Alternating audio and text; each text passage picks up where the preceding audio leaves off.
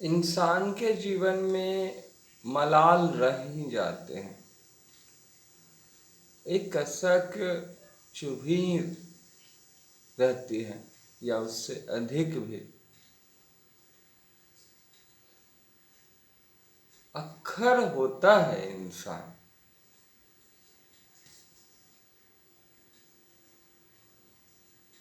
चाहे वो कितना भी महान हो। ऐसा नहीं है कि वो भावना रहित होता है। इसके ठीक विपरीत महान इंसान में अक्खरपन अधिक होता है, अखरता है उसे, कशक होती है, मलाल रहता ही है उसे। अगर लोग कहना माने होते तो जिंदगी ये न होकर ये होती। इसका एहसास रहता ही है।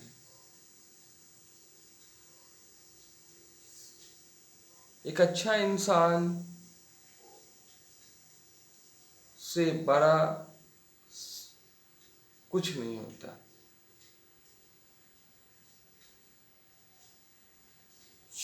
चरित्र से बड़ा कोई गुण नहीं होता। जब लोग एक सबसे महान इंसान, सबसे अच्छे इंसान के बताए हुए मार्ग का अनुसरण नहीं करते हैं और प्रकृति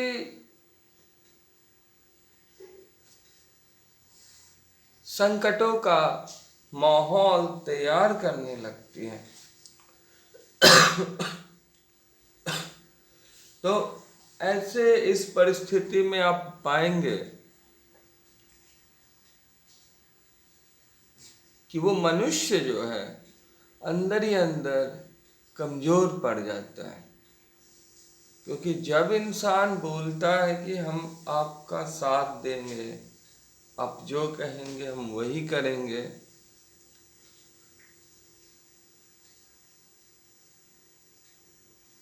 पूरी मेहनत और ईमानदारी से आपके साथ हैं, लगन से पढ़ेंगे, और इसके बावजूद जब विद्यार्थी नहीं पढ़ते हैं या एक इंसान काम नहीं करता है, जीवन में ईमानदारी नहीं दिखलाता है, तो इस परिस्थिति में उस इंसान का जीवन बर्बाद हो जाता है। और जो उसे मार्ग प्रशस्त कर रहे थे वो इंसान इससे प्रभावित होता है, उससे भी ज्यादा जिसके साथ ये हो रहा है, क्योंकि वो महान है। उसके पास कशक मलाल रह ही जाती है। ये कशक, ये मलाल, ये खरता का अंत संतुष्टि है।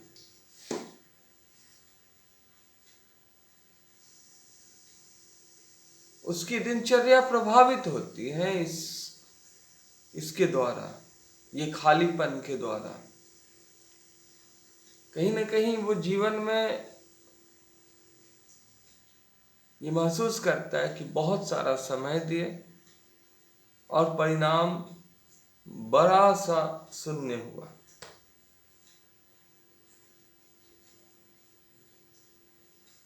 तो ऐसे इस परिस्थिति में हम तो कहना चाहेंगे कि जीवन नाम है चलने का।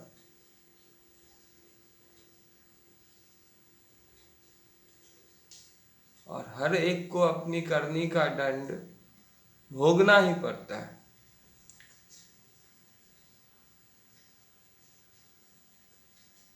क्या किया जा सकता है?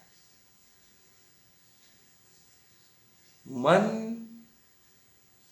के हिसाब से भी लोग निर्णय लेते हैं। मन प्रकृति के अधीन होता है।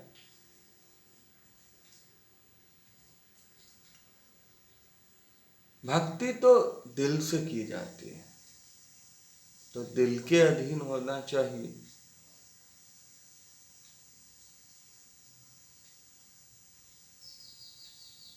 मन तभी हावी हो जाती है जब हम लोग सत्य को जानते नहीं हैं। जब आप सत्य को मान लेते कि ऐसा है और जीवन में अपनाते नहीं है, बस मान लेते कि ये है और ये सही है, लेकिन अपनाते नहीं है, डर जाते हैं, तो ये डर के कारण जो दिक्कतें होती हैं, इसी को कहते हैं मन के चपेट में आना, मन के प्रभाव क्षेत्र में आ जाना।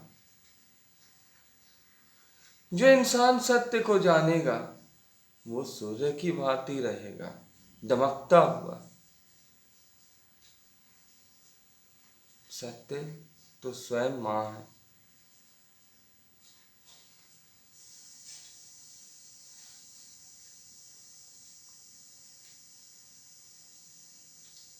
और क्या हम कहें, इसको समझना हो तो ज्ञान का तो सहारा लेना बनता है। ज्ञान से ही समझा जा सकता है सत्य को। सत्य के सबसे करीब कौन? तो ज्ञान। आप किसी भी महान चरित्र को अपना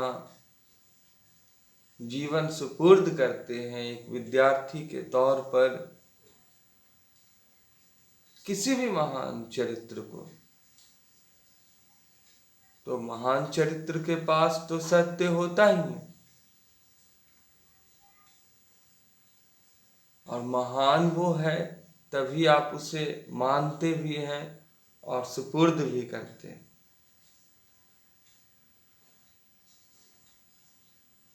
लेकिन जब तक मंजिल पे ना पहुंच जाए तब तक समर्पण का त्याग ना करे।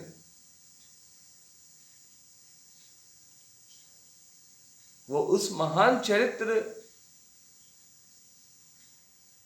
की महत्ता को तो लोग मानते हैं, लेकिन उन्हें जानने का प्रयत्न नहीं करते। ये गलत बात है, और विकल्प तलाश लेते हैं, जबकि सत्य का कोई विकल्प नहीं होता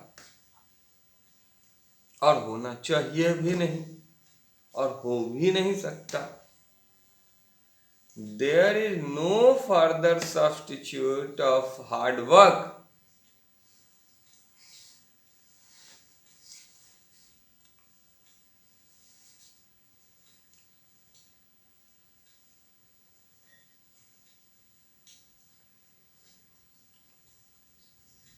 तो ज्ञान के सहारे ही उस महान चरित्र को समझा जा सकता है। महान चरित्र सत्य की भांति होता है और ज्ञान के सहारे ही समझा जा सकता है। अगर सत्य को मां कहा जाए तो ज्ञान को पिता कहा जा सकता है। ज्ञान थोड़ा सख्त होता है, सत्य थोड़ा नरम होता है।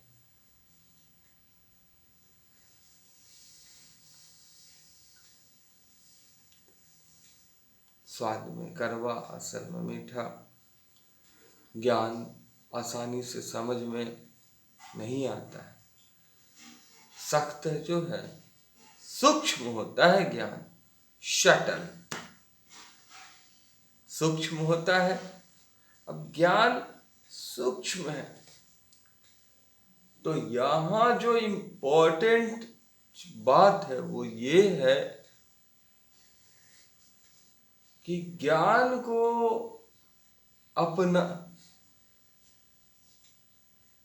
अपनाना पड़ेगा। किसके ज्ञान को? उस महान चरित्र के ज्ञान को अपनाना पड़ेगा। उसमें सत्य है, ये जानना, ये मान लेना काफी नहीं है, उसे जानना पड़ेगा। और जब आप जानते हैं तो जानने के बाद उसे अपनाते हैं। सत्य के रूप में मान लिए, लेकिन ज्ञान के रूप में जान लिए, तो फिर उसको अपनाते हैं। तो अपनाने के लिए उस एक काम को बार बार दोहराते हैं, अंगीभूत करते हैं, अंगीकृत करते हैं, अंगीकार करते हैं, जीवन का हिस्सा बना लेते हैं। वो बेस्ट वे है किसी को करने का, कोई भी काम को करने का वो सर्वाधिक उपयुक्त तरीका होता है। और यही तरीका धर्म कहलाता है। धर्म का मतलब सर्वोपयुक्त विधि, किसी कार्य को संपादित करने का। तो जो भी महान शख्सियत है आपके गुरु के रूप में, हम उन्हें सुझाव देना चाहेंगे कि आप एक शिष्य के तौर पर उस महान शख्सियत के द्वारा कार्य करने की विधि को अंगीभूत कर ले, जीवन का हिस्सा बना ले, इतना बार दोहराए कि आत्मसात कर ले। और यही धर्म है।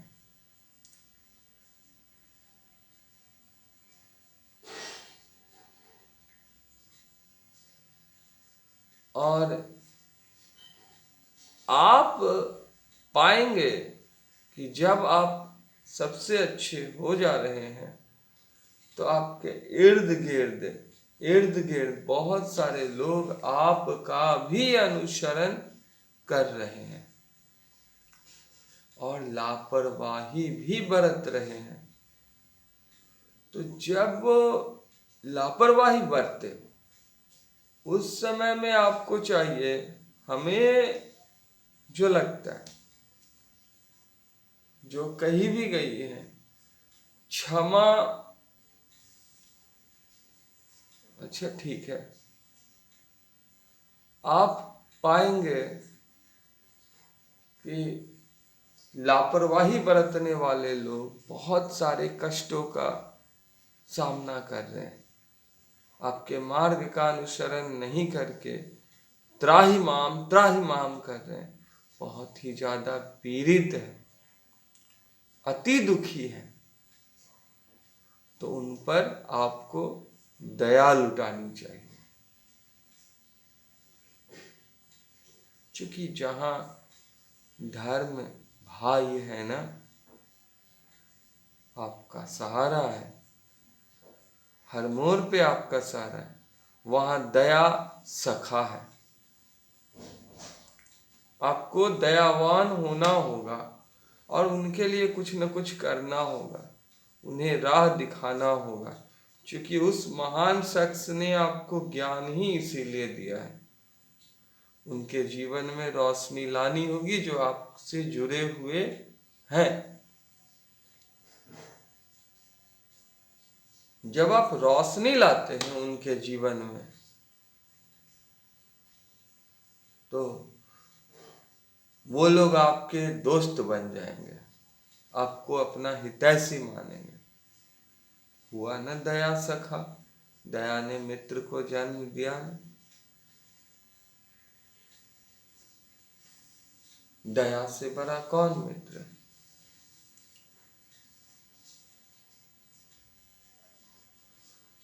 जीवन में देखिए, ऐसे लोगों से नाता रखिए जो लोग आपको सुखद और संतुष्ट विचारों से प्रभावित करते हो। जहां पे लेस मात्र भी कर्कशता दुष्टता और धूर्तता का भाव ना हो, संपूर्ण रूप से कर्कशता, दुष्टता का अभाव हो। जब आप ऐसे संतुष्ट वातावरण में रहेंगे तो आपका मन शांत रहेगा। जब मन शांत रहेगा, स्वतः शांत रहेगा, तो आप संतुष्ट रहेंगे। और हमेशा याद रखिएगा कि हृदय एक घर होता है और घर की रानी पत्नी होती है। और आपके हृदय में अगर शांति बसती है तो आप सबसे सुशील लड़की से शादी किए हैं। याद रखिए, शांति पत्नी के समान होती है। जब आपके जीवन में शांति हो तो गुण अवगुण का विश्लेषण आप कर सकते हैं, कुछ नवीन कार्य का संपादन आप कर सकते हैं, विचलन न होगा, स्थिरता होगी, तो करने योग्य कर्म आपसे चूकेंगे नहीं।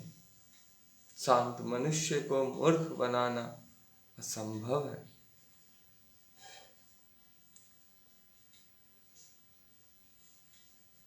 तो शांति एक प्रकार से पत्नी के समान है,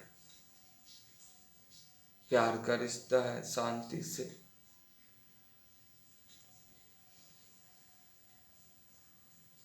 अब ऐसे हालात में लोग आपको धोखा देंगे,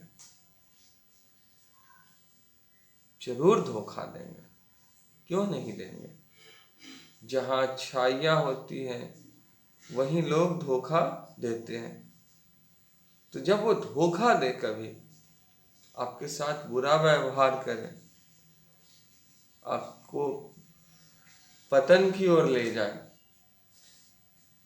आप गेहूं हैं और वो घुन की तरह लग जाए, या चने में लगे हुए कीड़े की भांति हो, या दीमक की भांति हो, तो ऐसे आस्तीन के सांप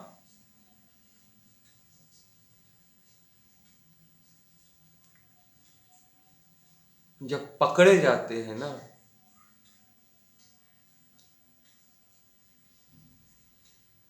तो उचित दंड दे। क्योंकि राजा का एक रूप शासन का भी होता है, तो शासन में दंड का भी प्रावधान है। दंड से एहसास होता है, लेकिन उचित दंड दे, अनुचित दंड मत दे, मत दे अनुचित दंड, उचित दंड दे। इससे क्या होगा, उनके जीवन में डर आएगा। जहां तक संभव हो क्षमा कर दे, क्षमा कर दे। उन्हें एहसास हो कि आपने उन्हें क्षमा किया है। जब आप क्षमा करते हैं किसी को, दंड भी इस प्रकार से देते हैं कि देने वाले को ज्यादा दुख है दंड पाने वाले से, ऐसा एहसास उसे हो जाए। तो इस परिस्थिति में जहां क्रूरता और बर्बरता और निर्ममता का सर्वथा अभाव है, आप पाएंगे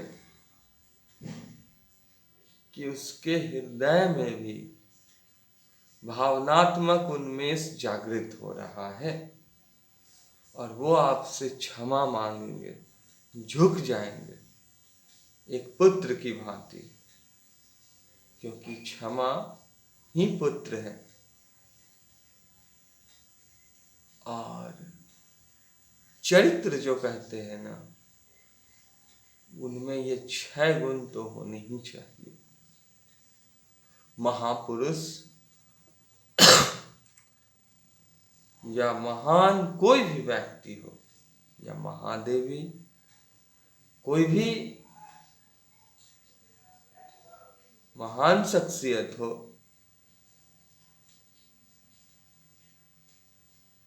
आपको चाहिए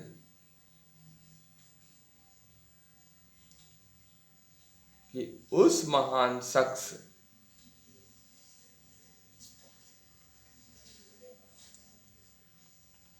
के प्रति अपनी निष्ठा रखें, उस महान शख्स को अपना आदर्श माने और उनसे ये 6 गुण लें।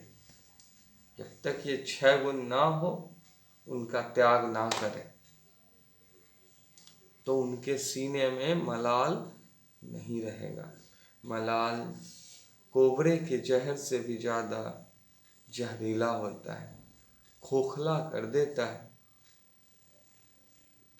बड़े लाड प्यार से माँ बाप पालते हैं अपने पुत्र को, और जब उनका पुत्र कुमार्गामी हो जाता है तो उनके सीने में खालीपन, मलाल, दुख, कभी न खत्म होने वाला एक वीरान जंगल बना रहता है, पाया जाता है, बन जाता है। इस बात को समझिए, मलाल मत आने दीजिए। जो आपके भाग्य के निर्माता है, सब कुछ देकर भी आपके पास है ही क्या देने के लिए, सब कुछ पाए। मिट्टी जैसे कुम्हार को सब कुछ सौंप देती है और गीली होकर ही, टूटकर महीन पाउडर होकर ही नवीन जीवन को धारण करती है, सुंदर, आकर्षक, मूल्यवान बर्तन के रूप में तब्दील हो जाती है। आप भी ऐसे ही बनिए। 6 चीजें होनी ही चाहिए। सत्य माँ के समान है, तो ये लीजिए। ज्ञान पिता के समान है, इसे भी लीजिए। धर्म भाई के समान है, भाई को भी लीजिए, धर्म को भी लीजिए। दया सखा के समान है, दया का भाव लीजिए। कितनी गलतियां आपके क्षमा करते रहते हैं वो।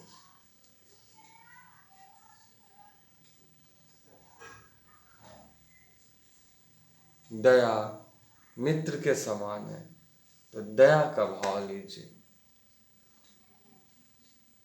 शांति पत्नी के समान है, तो उनसे शांति लीजिए। उनके शरण में जाते ही शांति की अनुभूति होती। क्षमा पुत्र के समान है,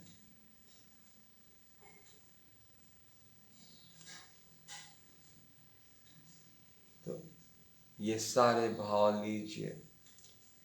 सत्य लीजिए, ज्ञान लीजिए, धर्म लीजिए, दया लीजिए, शांति लीजिए।